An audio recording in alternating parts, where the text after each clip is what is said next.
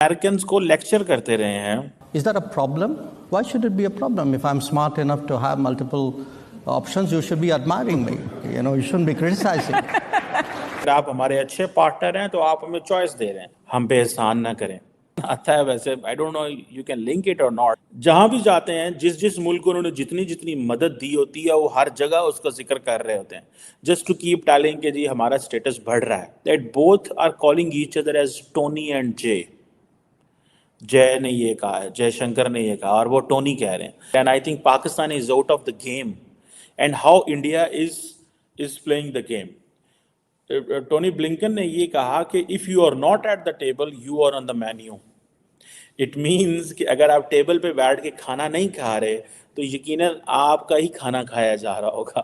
ठीक है, so you have to survive your, so survival of the fittest है ये मैसेज है पाकिस्तान के लिए भी, कि हम तो इस वक्त मेन्यू बने हुए हैं and they are on the table.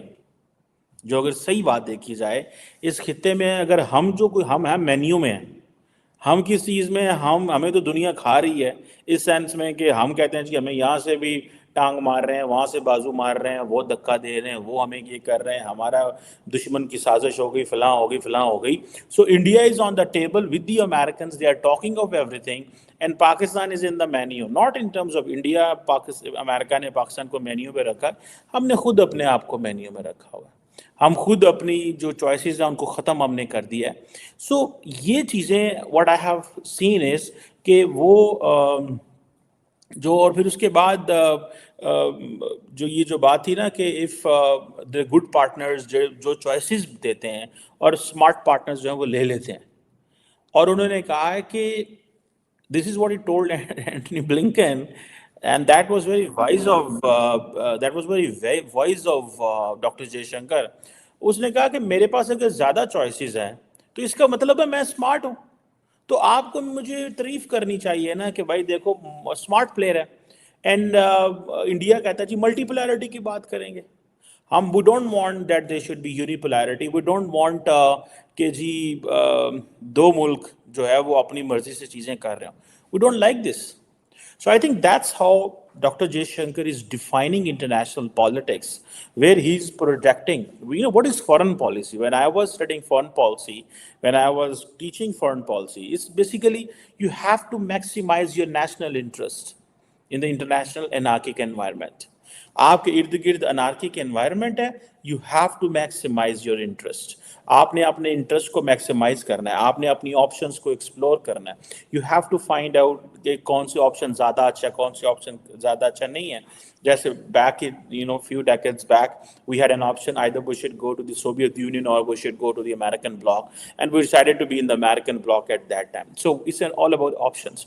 सो ये डॉक्टर जयशंकर ने basically he was telling, he was basically, in other words, he was educating or he was trying to give a lecture to Tony Blinken कि भाई मेरे पास options हैं, मेरी options की कदर करो। I am with China, I am working with China, I am working with the Russians, I am working with you, I am working with other multilateral partners. हम आपके साथ काम करना चाहते हैं। Do not take us as in a way कि so आप उधर देखेंगे बॉडी लैंग्वेज जहाँ पर उसकी टोनी ब्लिंकन की, ठीक है जी, तो आपको पता चलेगा कि ये बड़ी इंपॉर्टेंट बॉडी लैंग्वेज थी इन अ सेंस कि he was happy, in a sense के, या I should not use the word happy, मतलब he was looking doctor Jaishankar from a lens कि भाई ये क्या बंदा बात कर रहा है। और वो थोड़ा सा जिसे कहते हैं ना एस्टोनिश्ड भी था कि मतलब he is talking this way. So लेकिन वो he was listening him very careful in a sense कि जर्मन तो चलो ठीक है, उस तरह उनकी पोजीशन नहीं थी जिस तरह अमेरिकन की है। जैसे कि फॉर एग्जांपल उन्होंने ब्रिक्स की बात की, उन्होंने कहा जी जो ब्रिक्स है, अब in another way, so the Indians are justifying their position in the BRICS, which is the only maybe or the second maybe the multilateral bloc against the Western institutional dominance, which is आपकी जो है अब जो Brazil, Russia, India, China, south Africa जो थे, they are into it. वो ये समझ रहे हैं कि भाई हम क्यों वेस्टर्न डोमिनेंस के नीचे रहें, ठीक है जी।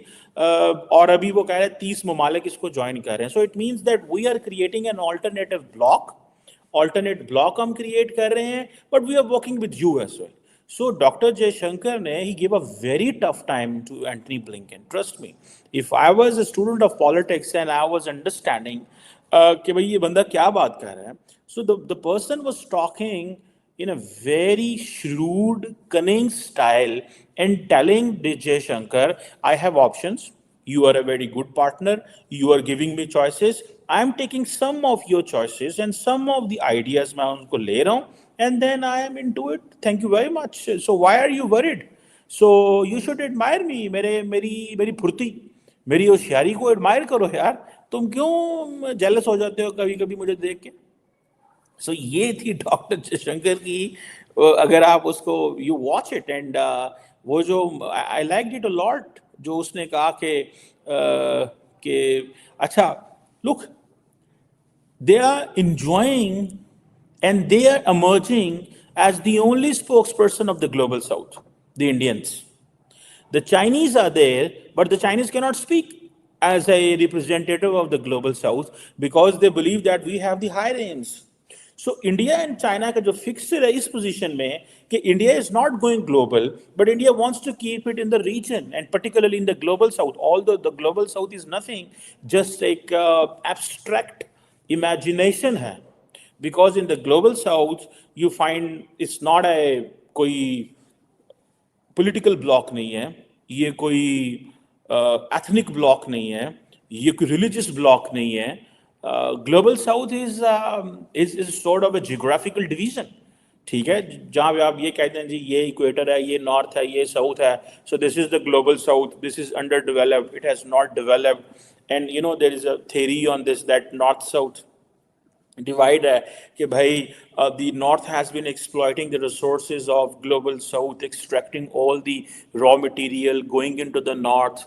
वहाँ पे जाके आप you get into the industries production, you export all that stuff to the rest of the world, you earn dollars.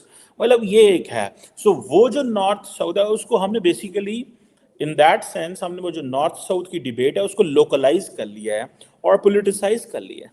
ठीक है.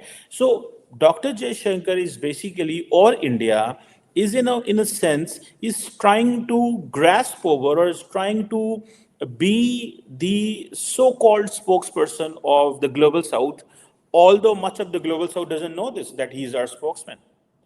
ठीक है, लेकिन he is there, he is talking, or at least he is mainstreaming the entire discussion. वो सारी की सारी जो discussion है global south की उसको mainstream कर रहा है. ठीक है जी.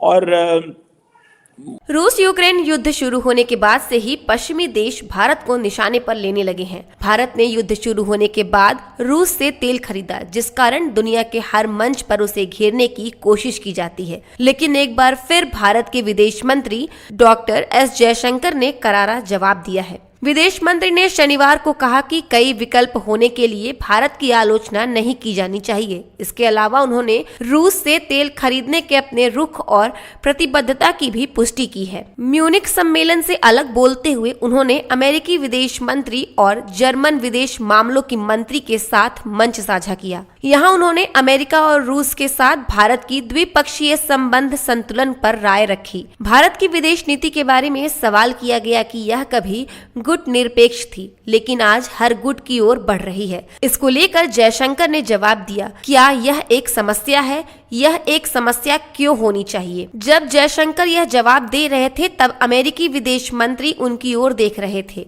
डॉक्टर जयशंकर के बयान के दौरान ब्लिंकन उन्हें देख मुस्कुराते रहे. डॉक्टर जयशंकर ने कहा, अगर मैं इतना चतुर हूं कि मेरे पास अनेक विकल्प है तो आपको मेरी प्रशंसा करनी चाहिए. क्या यह दूसरों के लिए समस्या है? हम समझाने की कोशिश कर रहे हैं कि अलग अलग खींचतान और दबाव क्या है. एक आयामी संबंध का होना बेहद कठिन है. सवाल पूछने के दौरान रूस से हमले के बाद भी कच्चा तेल खरीदने का उल्लेख किया गया. इस दौरान भारत को ऐसा दिखाने की कोशिश की गई उसे युद्ध में मरने वालों से मतलब नहीं है और वह सिर्फ फायदे का सौदा करता है. आगे जयशंकर ने इसके जवाब में कहा, मैं नहीं चाहता कि आप अनजाने में भी यह आभास दे कि हम पूरी पूरी तरह से और बिना भावनात्मक रूप से लेन देन करते हैं।